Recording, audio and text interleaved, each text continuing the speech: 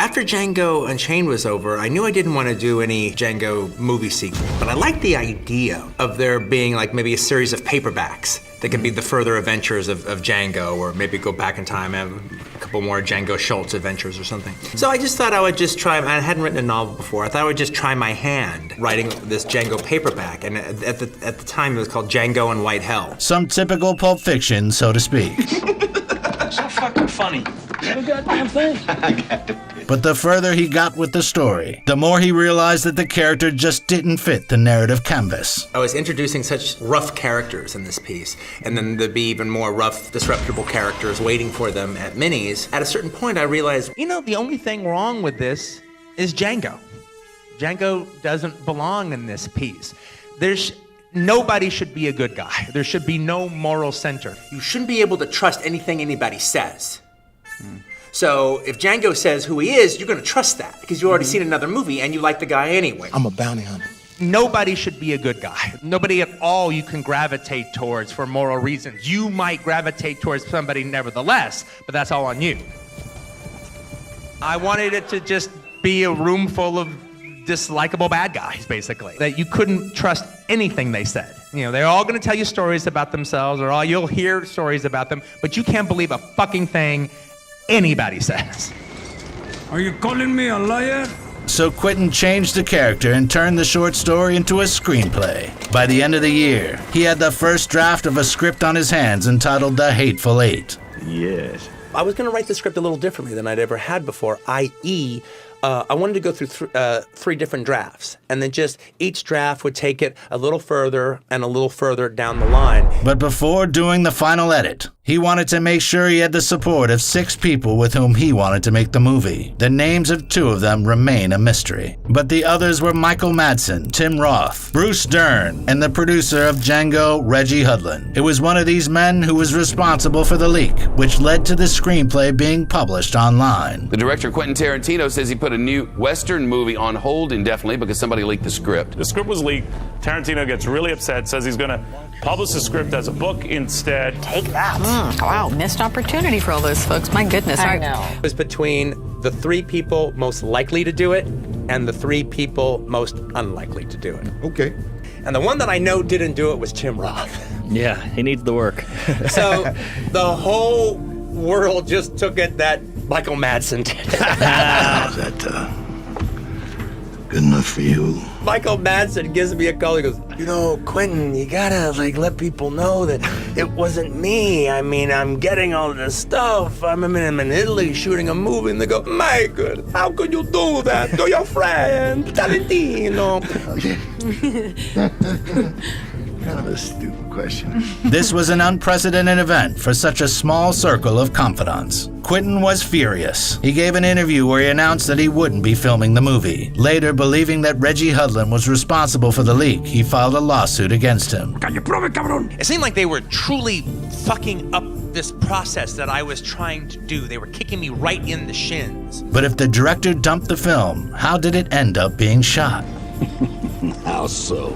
It was last year, yeah. And Quentin called and he said, I'm going to do a reading of this script. Would you want to take a part of it? And I said, sure, that'd be great. But the next thing I know is kind of like the whole day, and it's feels more like a rehearsal than a read through. And it's like, okay, and well, we're going to do it again tomorrow. And then I learned that day that I was going to be in front of 1,500 people at the Ace Theater in Los Angeles, and I thought, oh, well, okay. Yep, 6 months later, when Tarantino had cooled down, he decided to host an open reading in Los Angeles with the actors he had planned to hire. The event had 1,200 people in the audience, who on average had paid $200 for a ticket. They were not disappointed. In the end, the audience gave a standing ovation, and the actors began to convince Tarantino to film it after all. Quentin was so touched that right then and there, he declared that his 8th film would be Hateful Eight. I fucking knew it! The cast was mostly made up of Tarantino's friends for whom he had written the roles. Everybody here that I'd worked with before, I wrote for them. Okay. I wrote Oswaldo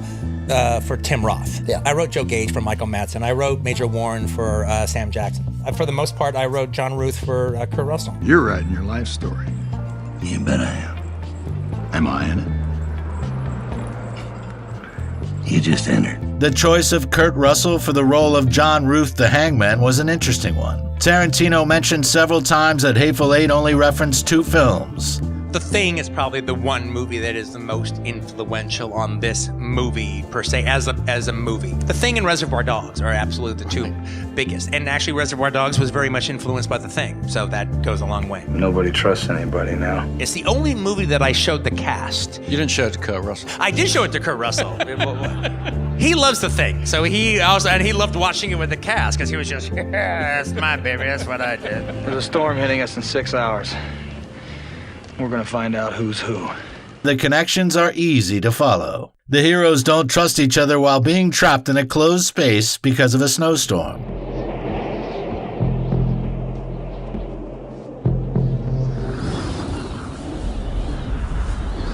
Russell's character is paranoid and disarms the rest of the characters. Put those torches on the floor and back off. Like I said, nothing personal, just a precaution. The paranoia just bounced off all the walls until it had nowhere to go but the 4th wall, out into the audience. And of course, Ennio Morricone, who composed the music for both films.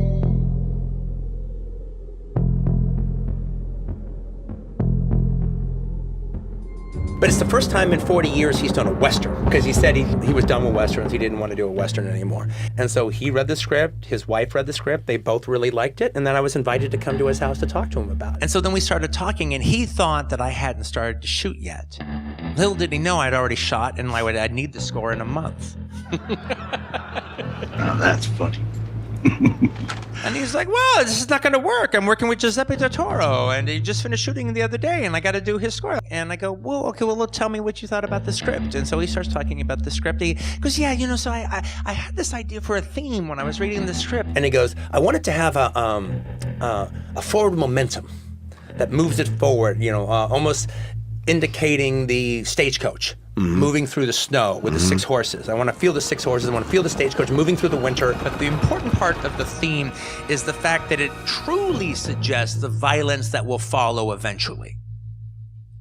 Well, that sounds pretty fucking good. Well, I must admit, it does make the setup more convincing.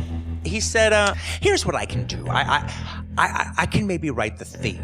And I had already talked to him about the Carpenter theme. And then he told me a story. He goes, I wrote a whole orchestra score, and I wrote a whole synthesizer score, because I knew that was what he was used to. And I gave him everything, and the only thing he used in the entire movie was the synthesizer main title.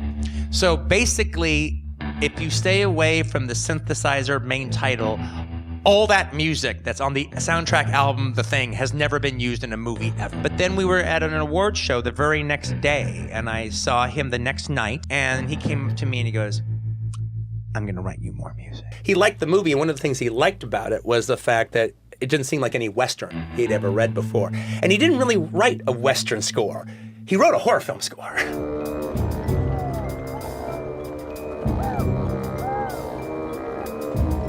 This is a once in a lifetime thing, and I'm just happy to have a front row seat. Then he began casting the other roles. And I remember saying, there's no Hispanic actors that are just popping in my head that would just be perfect for this character. Nobody's jumping off the page that I'm thinking about. I was like, Demian Bichir, are you kidding? That's what he said. Good idea.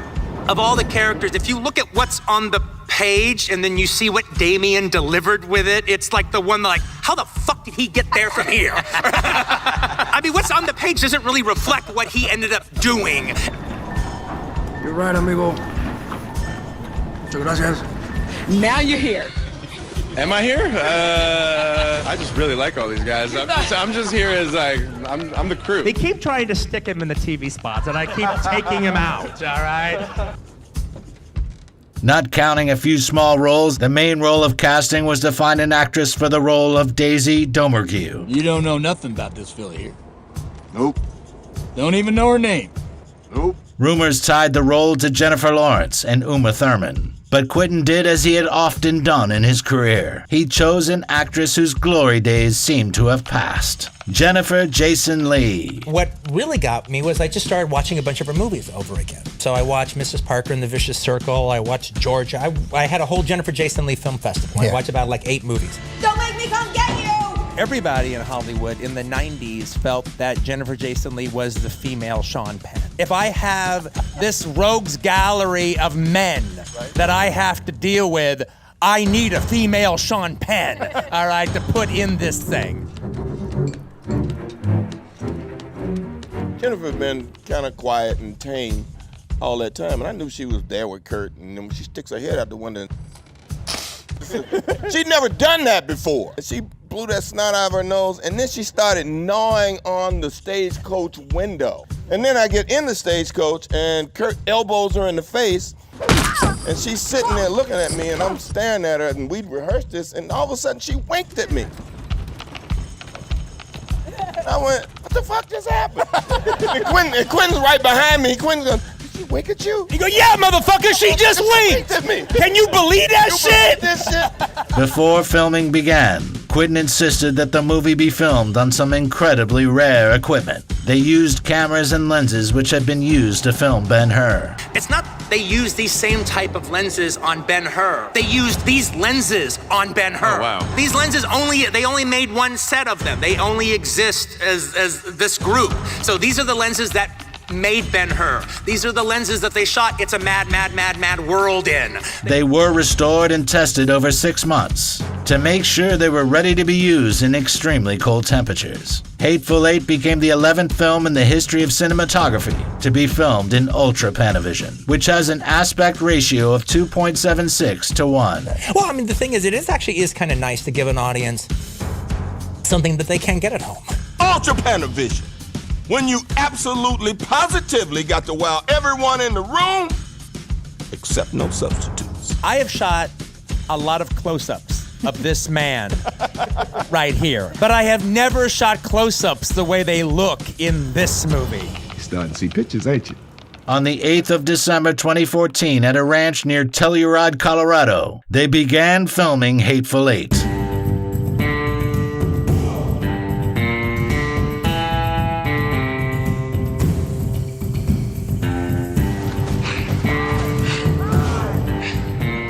Considering there's a blizzard going on. Whole lot of fellas walking around, wouldn't you say, Major? Without leaving Colorado, the film crew shot the exterior of the haberdashery and the panoramic views of the San Miguel Mountains. Really built the whole thing twice? Absolutely, we built it twice. We built it in that mountain range where you saw it in Colorado, and thank God we did. I mean, that was always the idea. So basically, all the daytime stuff was shot in Colorado. Then once it became night, then we moved to a set in Los Angeles and shot it. But the good part about the set in Los Angeles was because the weather was mercurial in Colorado, you couldn't count on the breath all the time. However, once we were in Los Angeles, we can make the set as cold as we wanted, so we got breath every day, every shot. And in Colorado, we go inside to get warm. Right. We come back to LA, we're running outside to take a coat off. You okay, OB? I'm fine. I'll be fine. I just need to get warm. When guitarists hear the story connected to a scene shot in one long take, where Daisy Domergue performs the song Jim Jones at Botany Bay, their blood runs cold. Because I had to practice that fucking instrument every day whenever I was not on camera. It was amazing. I had never played guitar in my life. The guitar I played is actually an 1860s Martin. I mean, it was an incredibly beautiful instrument, which, as you saw, got smashed to bits in front of my eyes. This explains Daisy's frantic reaction, since this moment was captured in the final version of the picture. Because I've done 1,000 shows, and I couldn't imagine they would even be using the one guitar. But you can even see it, I kind of give it an extra beat, and nothing, so I go ahead and smash the guitar. I can tell when I grab her and sit her down, I can tell she's not happy about this. It's like, something's wrong. So as soon as it's over, I said, tell me that's still not the guitar you've been practicing with. And she went, got another verse to it? Suddenly, now, within a week, the guitar's worth $25,000. At the end of the show, it's worth $45,000. And though the insurance covered the cost of the damage, representatives of the Mott Museum said they would never again allow one of their guitars to be used for a film. I just love how that these urban legends grow. So far from me, I knew I was 145 years old. No. Yeah. Shut up. The last scenes were filmed on the 5th of April 2015, after which Quentin spent 6 months working on editing the picture. Simultaneously, the Weinstein Company began preparing for the release of the widest formatted film that had been released in the last 60 years. They searched for, bought, and restored 70mm projectors in 100 cinemas across the country, and invested $10 million in the process. This was a move unheard of in the prime of the IMAX era. The premiere was planned for the 25th of December.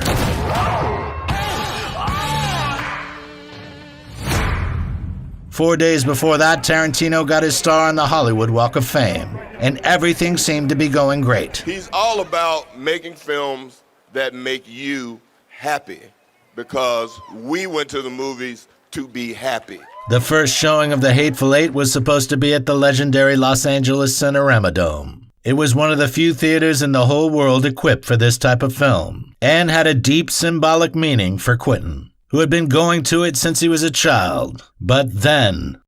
Basically, and I'm not talking about the whole country, but I'm talking about one theater in particular. Oh, you sound nervous about this. Well, it's a big fucking deal. All right, go ahead. We were going to play at the Cinerama Dome on the 25th. We were going to open there and play there exclusively for 2 weeks. And Star Wars was going to play the 2 weeks before us. And I grew up in Los Angeles, so I think of the Cinerama Dome as a real big deal and imagine seeing it at the Cinerama Dome. Means something to you. Exactly. Right. Disney, who owns Star Wars, decided, well, you know what? Maybe we want to play throughout the entire holiday season. We're going to go to the Cinerama Dome and say that they can't honor their contract with us to show The Hateful Eight. And the ArcLight people that own the Cinerama Dome said, no, you can't do that. We have a deal. As of yesterday, Disney came to the ArcLight people and said, no. Wow. You are going to play Star Wars in the Cinerama Dome for the entire holiday season. And if you honor your deal with The Hateful Eight, we will not allow you to have Star Wars, the biggest movie in the world. We will not allow you to show it at any of your ArcLight movie theaters. Oh. They are going out of their way to fuck me. Quentin, in all fairness, I must say there's nobody from Disney here to refute that or to say. No, but as far as I'm concerned, and let all the entertainment reporters call up Disney as of now and ask for their comments about their extortionist practices. Listen, Bob, I'm talking to Bob Iger. I don't give a shit about this theater. Quentin's a weirdo. Sorry, Quentin. The fucking kid, they got the stupid 70mm. They got all that shit that he cares about. He just wants to show his goddamn movie there. You're sitting on top of the world. You got Star Wars. What do you need this? Do me a favor, Bobby, for me. And you know, we've had many private conversations. I fucking partied with this guy over at Jimmy Kimmel's. Be a gracious man. I want Quentin to show this new movie. He's worked his ass off. He wants the equipment. Hateful Eight. Would you do it for me? All right? Christmas. It's Christmas, Christ's sake. In the full version of this interview, Quentin was so touched by Stern's help that he teared up. You're moved to tears over this. No, that's very touching, man. I really appreciate it. But the story didn't have a Disney happy ending. Bob Iger didn't budge, and the premiere at the Cinerama Dome was bumped to 2 weeks later. Tarantino was enraged. He promised he would never ever work with the company ever again, which had made quite a lot of money from Pulp Fiction and Kill Bill since Disney owned Miramax. They fucked me over, and I made them a lot of money for Pulp Fiction. And that really is a bad way to treat a former employee who has worked very well for them.